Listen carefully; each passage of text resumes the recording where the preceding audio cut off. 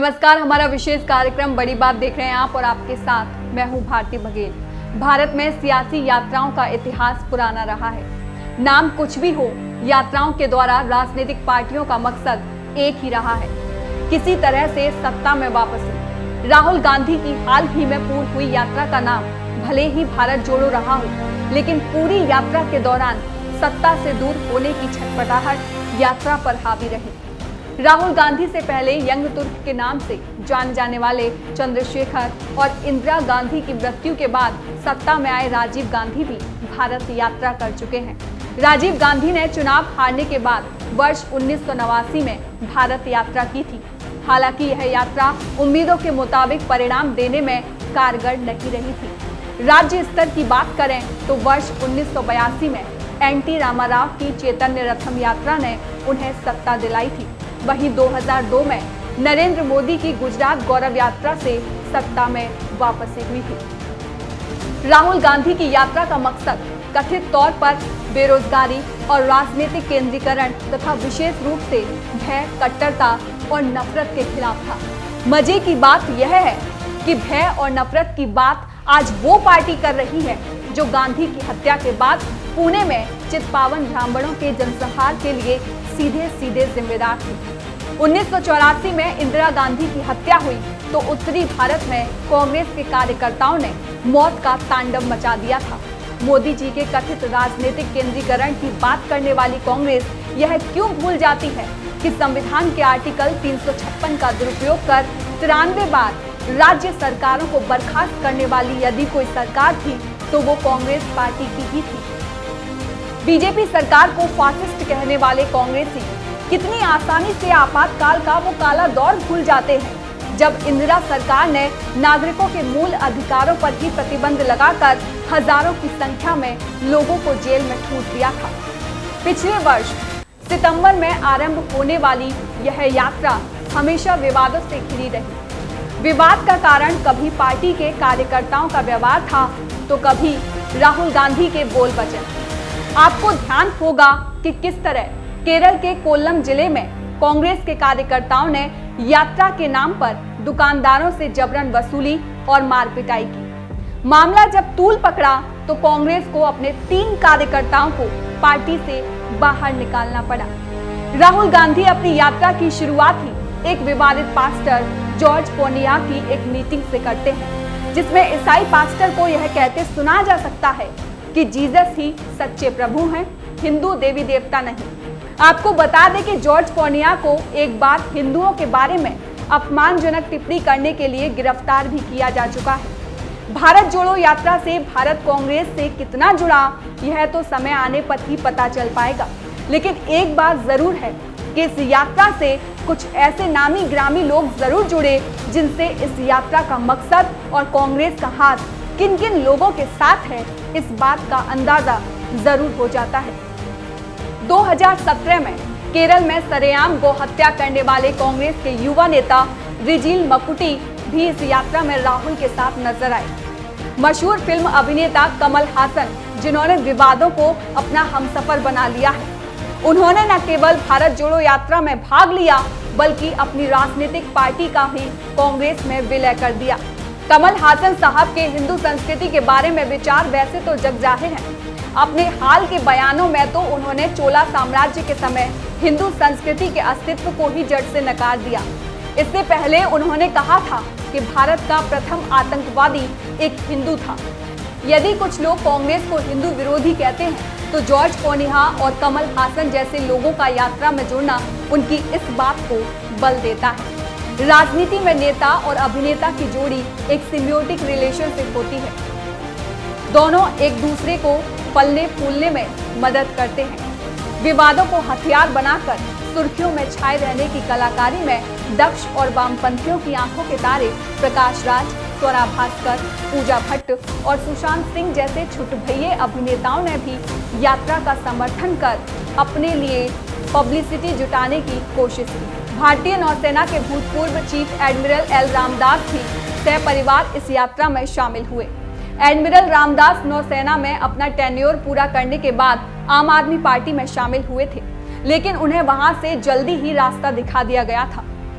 आपकी जानकारी के लिए बता दें कि एडमिरल साहब के दामाद एक पाकिस्तानी है और एडमिरल साहब ने स्वयं खूब सुर्खियां बटोरी थी जब उन्होंने पाकिस्तान पर सैन्य कार्रवाई का पुरजोर विरोध किया था।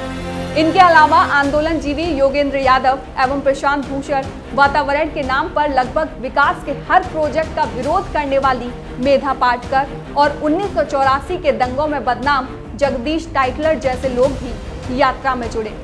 कारवां बढ़ता गया, विवाद जुड़ते गए। पूरी यात्रा के दौरान भारतीय जनता पार्टी और प्रधानमंत्री नरेंद्र मोदी राहुल गांधी के निशाने पर रहे। राहुल गांधी की राजनीतिक परिपक्वता की तलाश इस यात्रा में भी अधूरी रही, जो उनके आरएसएस और वीर सावरकर पर किए हमलों से जाहिर हो जाता है।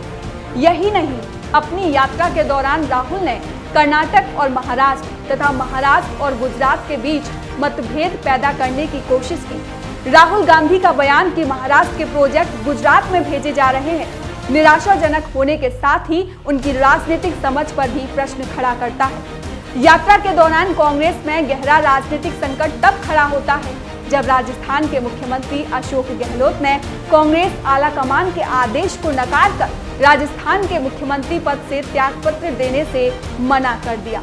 पूरे एपिसोड में राहुल गांधी बेबस और लाचार नजर आए। हालांकि यह कहना गलत नहीं है कि सचिन पायलट और अशोक गहलोत के बीच लड़ाई स्वयं राहुल गांधी और बहन प्रियंका वाड्रा के बोए बीजों का परिणाम है। महाराष्ट्र में कांग्रेस की समर्थक रही शिवसेना कांग्रेस और गांधी के सावरकर विरोधी बयानों से अच्छी खासी नाराज थी। यात्रा के चलते 2 राज्यों में विधानसभा चुनाव हुए। मजे की बात यह रही कि हिमाचल प्रदेश, जहां गांधी परिवार से कोई नहीं गया, वहां कांग्रेस की जीत हुई और गुजरात, जहां राहुल गांधी ने चुनावी रैली की, वहां कांग्रेस औंधे मुंह गिर पड़ी। इस यात्रा में एक और चीज की जमकर धज्जियां उड़ाई गई, वो थी शालीनता और भारतीय परंपरा की मर्यादा। यात्रा के दौरान बहुत सी महिला कांग्रेस कार्यकर्ता राहुल गांधी के अति उत्साह और पश्चिमी तौर तरीके से गले मिलने और हाथ पकड़ने के तरीके से हैरान थी। बात यहीं तक रहती तो फिर भी ठीक थी। सीतापुर की एक रैली में 50,000 से ज्यादा लोगों के सामने राहुल गांधी ने प्रियंका गांधी के साथ भाई बहन के बीच में स्नेह और प्यार का जो स्टाइल दिखाया, उसे देखकर भारतीयों ने दांतों तले उंगली दबा ली। उत्तर प्रदेश के एक मंत्री ने राहुल गांधी के इस आचरण पर घोर आपत्ति जताते हुए कहा कि कौन सा पांडव अपनी बहन को सार्वजनिक रूप से इस तरह चूमता है।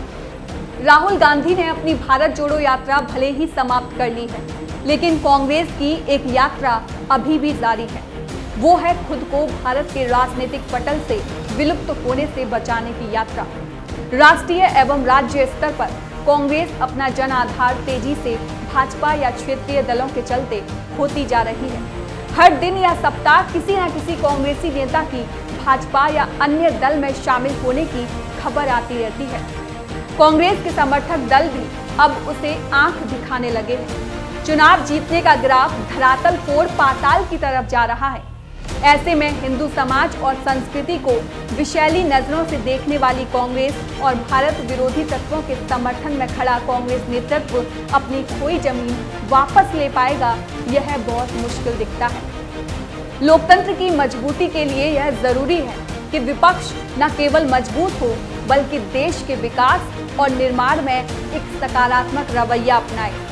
कांग्रेस और गांधी परिवार इसके उलट ओछी राजनीति के चलते न केवल भारत में देश विरोधी तत्वों के साथ नजर आते हैं, बल्कि अंतर्राष्ट्रीय मंचों पर भी भारत और भारत की जनता को नीचा दिखाने में कोई कसर नहीं छोड़ते। कांग्रेस आर्टिकल 370, दिल्ली के शाहीन बाग का मुद्दा, पंजाब का किसान आंदोलन, कर्नाटक के हिजाब का मुद्दा, अलीगढ़ मुस्लिम यूनिवर्सिटी में जिन्ना का पोर्ट्रेट, भारतीय सेना की पाकिस्तान पर सर्जिकल स्ट्राइक, CAA, NRC या यूनिफॉर्म सिविल कोड, 3 तलाक, लगभग सभी में भारत विरोधी ताकतों के समर्थन में नजर आती है। ऐसे में कांग्रेस को यदि भारत को जोड़ना है तो ओछी राजनीति छोड़कर राष्ट्रीय हितों की बात करनी होगी। हर थोड़े समय में थाईलैंड या अन्य गुमनाम स्थानों पर गुमनाम लोगों के साथ छुट्टियां मनाने वाले राहुल गांधी और कांग्रेस को यह समझना होगा कि दाढ़ी बढ़ाने से या जनेऊ धारण करने से कोई तपस्वी नहीं बन जाता। ना तो हिंदू मूर्ख है और ना ही हिंदुस्तान की जनता। कांग्रेस को यदि वास्तव में अपना अस्तित्व बचाना है तो सर्वप्रथम राजनीतिक तौर से अक्षम और अपरिपक्व गांधी परिवार और उनके चापलूसी तंत्र से मुक्ति पानी होगी। जब तक ऐसा नहीं होगा तब तक कांग्रेस की सत्ता पाने की यात्रा अधूरी ही रहेगी। तो ये था बड़ी बात का एक बड़ा मुद्दा। आप सभी से फिर मुलाकात होगी एक नए मुद्दे के साथ। जय हिंद।